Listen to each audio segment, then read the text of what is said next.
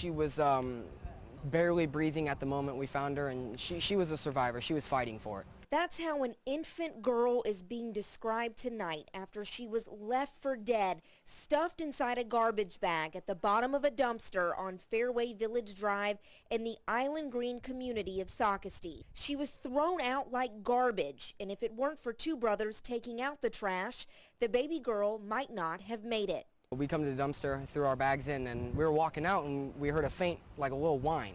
19-year-old Austin Dutray and his 13-year-old brother Raymond Price say they first thought it was an animal, but soon they knew it was much more. I jumped in head first. I got into the dumpster, and I started moving bags out of the way as fast as I could. And I moved about 2-3 bags, and then I seen the baby with the bag pressed against its face. So I pulled that bag out, and I set it on the ground, and I opened it, and the baby still had the umbilical cord, the placenta, there was blood all over, there was trash on the baby. I'm pretty traumatized from it, I think. Right now it's kind of breaking my heart. Jessica Price was able to clear mucus from the baby's mouth to make sure she could breathe while a nearby golfer called 911. I don't even understand it because me personally, I couldn't have done it. And anybody that does that, they need help. There's something, they have no remorse, no care for anything. And tonight, her sons are being called heroes. I was blessed to know that my two boys are actually, they're being called heroes. And that's amazing to me because obviously I've done something right as a parent. And the mother of 5 says she'd gladly be a parent to the little girl she's calling Hope. I would take this baby any day, no matter what. And I don't care what anybody says. I'll give her the loving home that she needs. I wouldn't dare try to put a baby in a trash can. Who would do something like that? Now Horry County Police work to learn if this woman was involved as doctors treat the newborn at a local hospital and a community asks why. God put us here for a purpose and everything happens for a reason.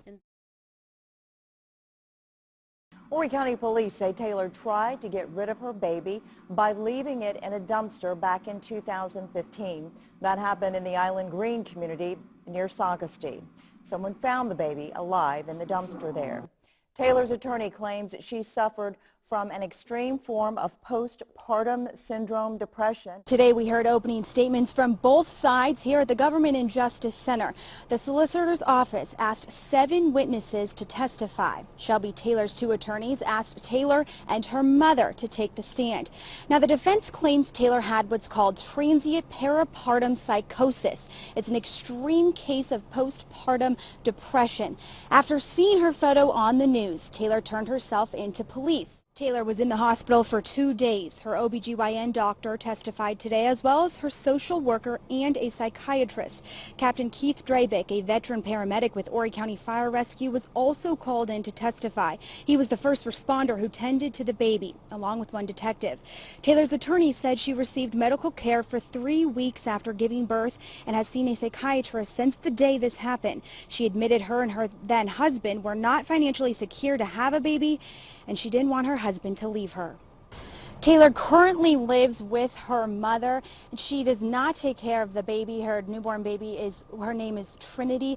Now this trial will begin tomorrow morning again at 9:30, and we expect to hear from a medical expert talk about what the defense believes Taylor had at the time. Her attorney said at least 100 people experience it within a year in the United States. So we're looking forward to hearing what he has to say about Taylor's case. I asked me and my brother to take out the trash. And me and my brother, we went down there. We put the trash in the bucket. We started to hear a noise. I thought it was a cat. We heard it again. We got into the dumpster. We started searching through the garbage. We found a bag with the baby's face pressed up against the bag.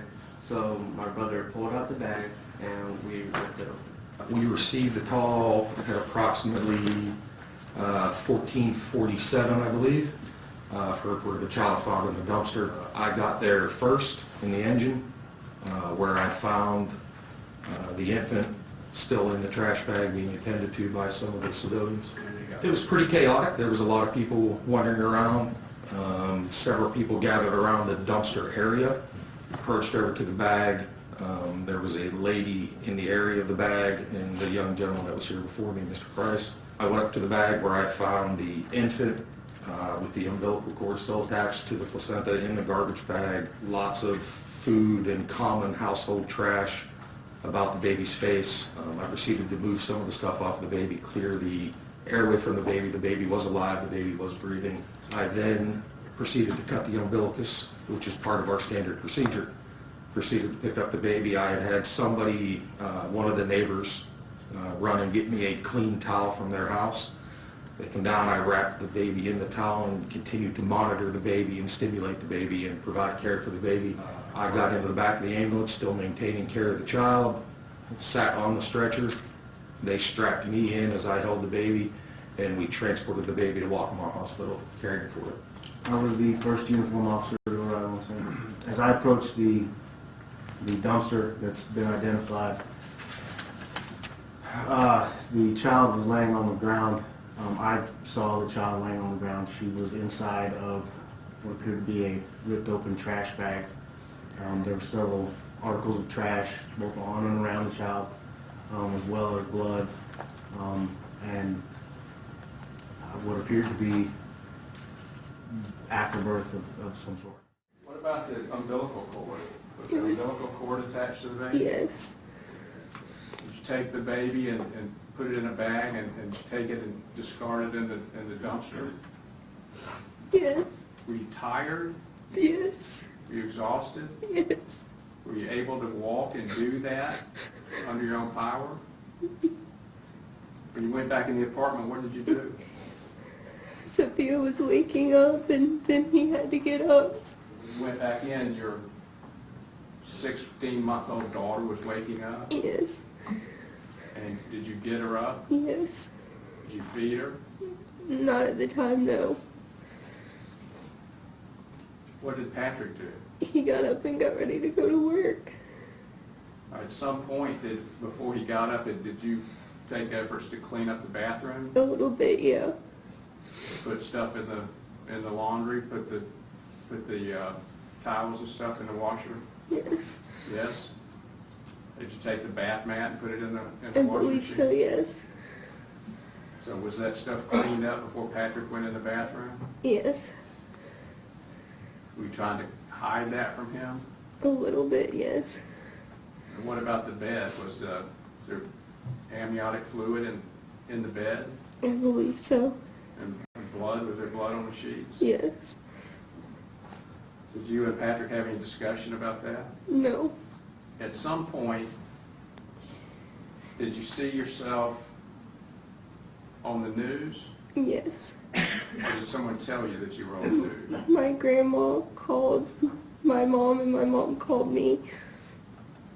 That day, after giving birth, doing the things that you did you get any rest? I believe that morning I did. And you continued to care for your 16-month-old daughter? Yes. And at some point, you went to the police station, right?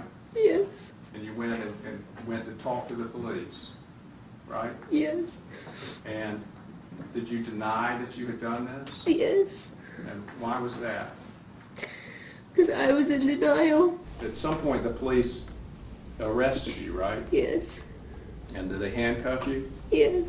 And did they put you in a patrol car? Yes. And where did they take you? Carway Hospital. Did you feel connected to your husband? Yes. In their statement, I think you said that he was a good husband. Is that true? No.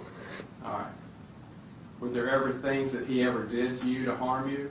Yes. All right.